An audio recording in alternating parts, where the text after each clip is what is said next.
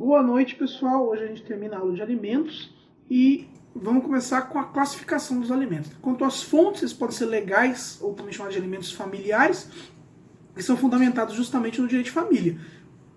Como assim? Decorrentes de casamento, união estável ou relação de parentesco. Todas as situações que a gente já estudou nas últimas aulas. Os alimentos também podem ser convencionais, que são fixados em contrato, podem ser fixados em testamento ou em legado. Ou seja, você pode colocar numa disposição testamentária determinando o pagamento de alimentos para alguém. Isso é plenamente possível, a gente vai ver no semestre que vem. Os alimentos também podem ser indenizatórios, também chamados de ressarcitórios ou indenitários, que são devidos pela prática de um ato ilícito. Quando a gente estuda a responsabilidade civil, a gente vê que na situação de você causar o dano a alguém, essa pessoa não conseguir mais trabalhar, você pode ser condenado a pagar alimentos para a pessoa para sempre. Então, são essas três fontes. Embora a gente, dentro aqui do direito de família, a gente foque nos alimentos legais ou familiares, que são a nossa matéria esse semestre. Quanto à extensão, os alimentos podem ser civis, também chamados de côngruos, em que você tem uma manutenção do status quo ante, ou seja, você mantém o nível socioeconômico da pessoa, e os alimentos indispensáveis, naturais ou necessários, em que você só vai prestar o necessário para a pessoa sobreviver, só um indispensável. Quanto ao tempo, os alimentos podem ser classificados como alimentos pretéritos, que não vão poder mais ser cobrados, porque ocorreu aquela prescrição parcelar que a gente tratou na última aula. Os alimentos podem ser presentes, ou seja, podem ser cobrados, porque estão naquele prazo de 2 anos, e entre hoje e 2 anos atrás, ou os alimentos futuros ou pendentes, que são aqueles que vencem no curso da ação. Quanto à forma de pagamento, os alimentos podem ser próprios ou in natura, isso está previsto no artigo 1701, do Código Civil, em que a pessoa obrigada a suprir alimentos pode dar hospedagem e sustento, sem prejuízo de prestar a necessária educação quando menor. Então a pessoa não necessariamente vai pagar dinheiro, ela vai simplesmente pagar aí em espécie, em coisas, né, em coisas e serviços. E os alimentos impróprios, que são em dinheiro. No caso do artigo 1701, vai falar também que a pessoa obrigada a suprir alimentos poderá pensionar alimentando. E o parágrafo único vai dizer que ao juiz compete fixar a forma do cumprimento dessa prestação.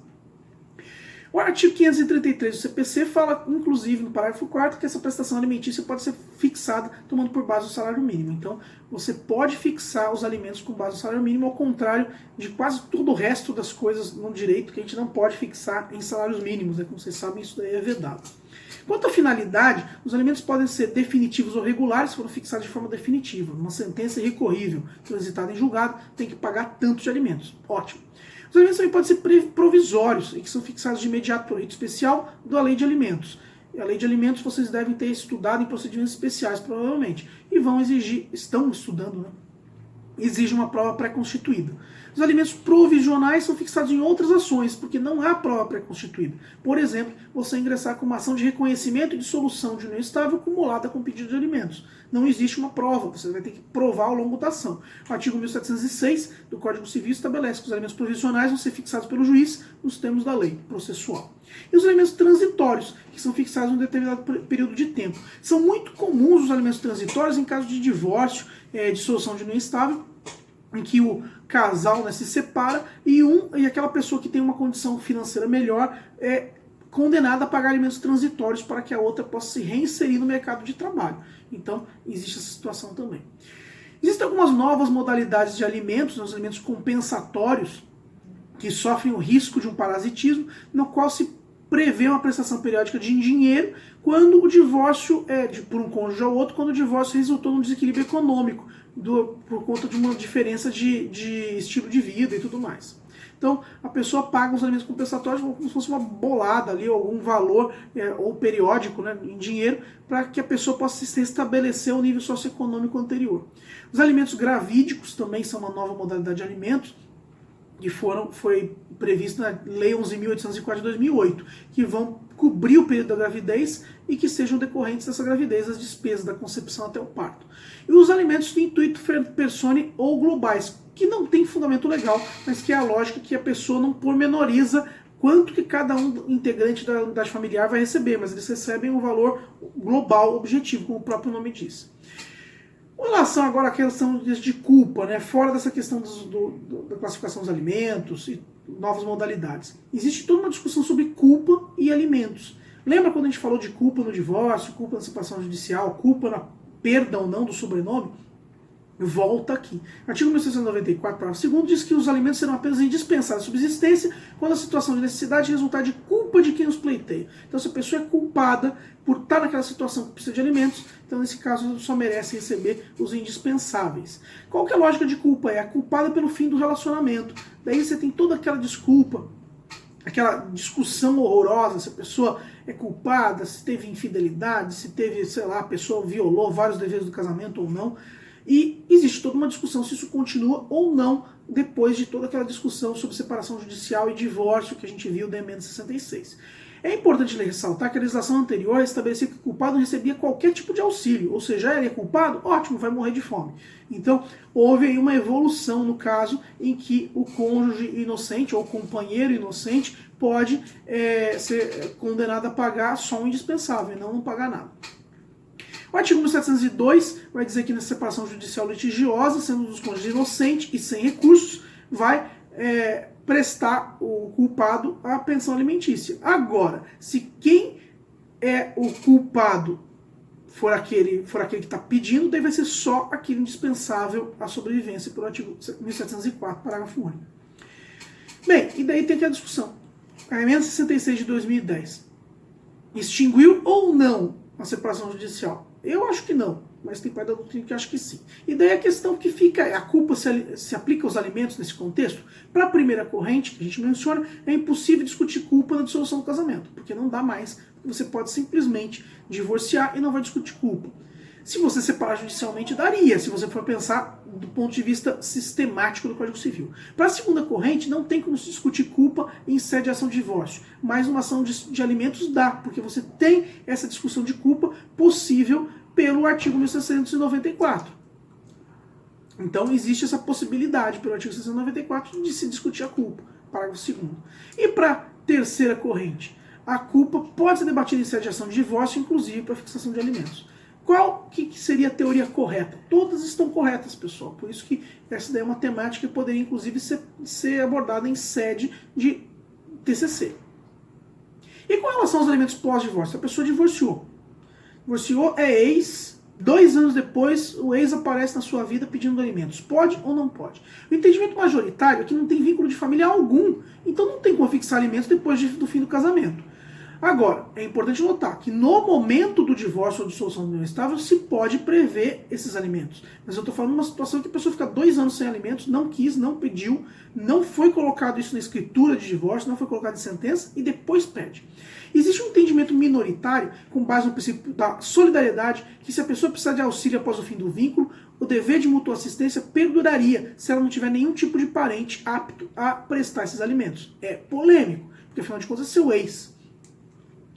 E com relação aos filhos, o artigo 1703 vai dizer que para a manutenção dos filhos, os cônjuges separados judicialmente vão contribuir na proporção dos recursos. Esse dispositivo vai ser interpretado incluindo o divorciado, né, só separado judicialmente. E é interessante notar que não tem referência nenhuma à culpa. Então é óbvio que uma vez que as pessoas se separem, vai ter que haver uma contribuição na proporção dos recursos para a manutenção dos filhos.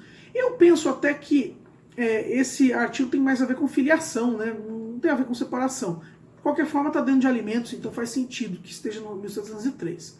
E com relação aos filhos fora do casamento, o artigo 1705 estabelece que para obter alimentos, o filho havido fora do casamento pode acionar o genitor, sendo facultado ao juiz determinar a pedido de qualquer das partes que a ação se procede em segredo de justiça, justamente por uma questão de proteção do direito à intimidade. Obviamente que essa intimidade não vai ser com relação ao outro cônjuge, né, porque o outro cônjuge vai saber que tem uma ação e que vai ter que pagar alimentos para aquele filho fora do casamento. Quando se extinguem os alimentos? Os alimentos vão se extinguir com a morte do credor alimentando, porque se trata de direito personalíssimo, mas não só. Lembrando que se quem morre é o alimentante, os herdeiros do alimentante vão ter que pagar. Também podem ser extintos por uma ação de exoneração de alimentos, em razão de uma mudança drástica do binômio necessidade e possibilidade. Lembra daquela situação? A pessoa vai pagar na medida do que pode para quem na medida do que precisa. Só que se mudar essa situação, e se eu não posso mais pagar? Daí eu ingresso com uma ação de exoneração de alimentos. Aí se a pessoa não precisa mais, ganhou na loteria, eu entro com uma ação de exoneração de alimentos, demonstro que a pessoa ganhou na loteria e não precisa mais pagar alimentos. O artigo 1699 do Código Civil trata do assunto. Se fixados os alimentos sobrevier mudança na tua situação financeira de quem os supre ou na de quem os recebe, o interessado vai poder reclamar ao juiz, conforme as circunstâncias de exoneração, redução ou majoração do encargo. Então, tem que se analisar aí a situação no caso concreto e a pessoa não pode parar de pagar sem uma decisão judicial. Se ela parar de pagar, ela está sujeita, inclusive, à prisão civil. No caso de menores, a obrigação alimentar se extingue com a maioridade, mas a extinção não vai ser automática. Inclusive tem um entendimento de súmula do STJ, súmula 358, que o cancelamento de pensão alimentícia de filho que atinge a maioridade está sujeito à decisão judicial, mediante contraditório, ainda que nos próprios autos. E essa obrigação também de alimentar pode continuar após a maioridade, caso o filho tenha estudos universitários e mantenha essa situação de dependência. O enunciado 344 da Código de Direito Civil estabelece aí que a obrigação alimentar originada do poder familiar, especialmente para atender necessidades educacionais, pode não cessar com a maioridade. Bom, professor, mas então eu posso fazer faculdade, mestrado, doutorado, livre docência e meu pai vai continuar pagando? Tem limite. Então, assim, normalmente a jurisprudência coloca aí, às vezes alguns colocam 22 anos, 23 anos, outros condicionam ao fim da faculdade.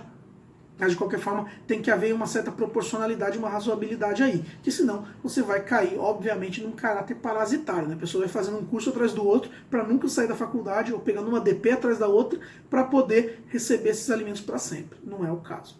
O artigo 1708 fala que com casamento, união estável ou concubinato do credor, cessa o dever de prestar alimentos. Então eu pago alimentos para o meu ex. No momento que o meu ex ingressa numa união estável ou casa, acabou. Até que se for concubinato. Quer dizer que se ele, sei lá, ingressar numa ação, numa situação, numa relação ali que ele não pode casar porque tem impedimento, ainda assim vai cessar a minha obrigação alimentar? Vai. Mas você, obviamente, precisa de decisão judicial, ação de exoneração de alimentos. O parágrafo único desse artigo 1708 vai dizer que com relação ao credor cessa também o direito a alimentos se tiver procedimento indigno em relação ao devedor. Procedimento indigno. O que seria um procedimento indigno? Isso é uma cláusula aberta que vai ser verificada muito casuisticamente. O enunciado 264 da Terceira Jornada de Direito Civil diz que a interpretação aí para esse procedimento indigno se aplica por analogia às hipóteses dos incisos 1º e 2º do artigo 1814 do Código Civil. O artigo 1814 do Código Civil fala de exclusão de herdeiros ou legatários da sucessão. Se vocês ouvirem até o podcast do pessoal do 7º período do primeiro semestre de 2020, vocês vão ver que eles tratam dessa situação de exclusão de herdeiros da sucessão. Daí vale a pena vocês darem até uma ouvida para entender melhor como funciona. Mas, de qualquer forma, esses casos são quais? Aquela pessoa que tentou praticar um homicídio doloso contra o credor dos alimentos, ou que acusou caluniosamente em juízo a pessoa e incorreu em crime contra a sua honra, ou do seu cônjuge ou companheiro. Então vocês veem que temos situações bastante graves, que nesse caso tem um procedimento indigno e, obviamente, que nesse caso a pessoa vai se eximir de pagar os alimentos. Vai depender, obviamente, também de uma ação de exoneração de alimentos. Outro dispositivo que pode ser aplicado por analogia, que a gente já viu em semestres anteriores, foi o do artigo 557 do Código Civil sobre revogação de doação por ingratidão. Essas situações também poderiam ser consideradas procedimento indigno. Vocês dão uma olhada lá nos incisos, vocês vão ver. O enunciado 33 da primeira Jornada de Direito Civil, no que se refere à doação por ingratidão, fala que esse rol não é mais taxativo, ele é taxativo. Como muita gente lembra, né, teve um treinador que fala que não tem limites para ingratidão humana. Então, na situação, o procedimento indigno, né, também seria dessa forma interpretado.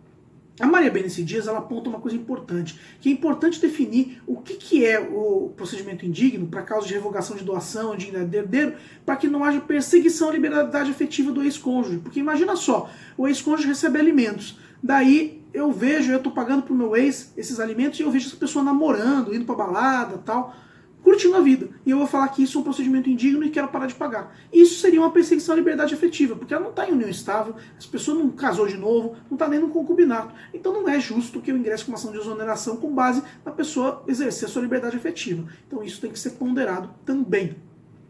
O enunciado 345 da quarta jornada lembra também que esse procedimento indigno não precisa ser utilizado apenas para uma exoneração dos alimentos, mas pode também ser utilizado para reduzir a obrigação alimentar. O que diz isso no enunciado 345? Esse procedimento indigno pode ser já a exoneração ou apenas a redução do valor da pensão alimentícia para a quantia indispensável à sobrevivência do credor. Vocês veem que vai para uma quantia indispensável. Ou seja, a doutrina entende que, por uma questão de solidariedade prevista na Constituição e princípio formador do nosso Código Civil, você não vai excluir os alimentos, não vai ter mais oneração. Você poderia simplesmente reduzir para um indispensável no caso de procedimento indigno conforme o caso. Outra coisa que é importante lembrar, né, que o 1709 diz que o novo casamento do cônjuge devedor não extingue a obrigação constante de sentença de divórcio. Não tem nada a ver. A pessoa que paga, ela vai ter que pagar independentemente do seu estado civil. Mas, obviamente, que isso não impede que sejam revistos os valores, porque a pessoa pode ingressar com uma ação para redução desses alimentos, falando, olha, agora eu casei, estou sustentando uma família, é mais difícil pagar tudo isso, tem que pagar menos. Pode acontecer? Pode. E o artigo 1710 vai dizer que as prestações alimentícias de qualquer natureza vão ser atualizadas segundo o índice oficial regularmente estabelecido. Problema, qual é esse índice oficial? Não se fala no Código Civil. Esse é um problema, é uma lacuna legislativa muito importante. A gente tem isso até em direito obrigacional. Índice oficial. Tá, qual que é o índice oficial? Tem vários índices oficiais possíveis. Então, o juiz que vai escolher. O STJ utiliza como índice os salários mínimos, assim, até título informativo para vocês. Com isso, a gente encerrou alimentos. Espero que vocês não tenham ficado com fome. E a próxima aula a gente vai falar de bem de família, que vai levar também 2 aulas. Tá certo, pessoal? Boa noite e até a próxima.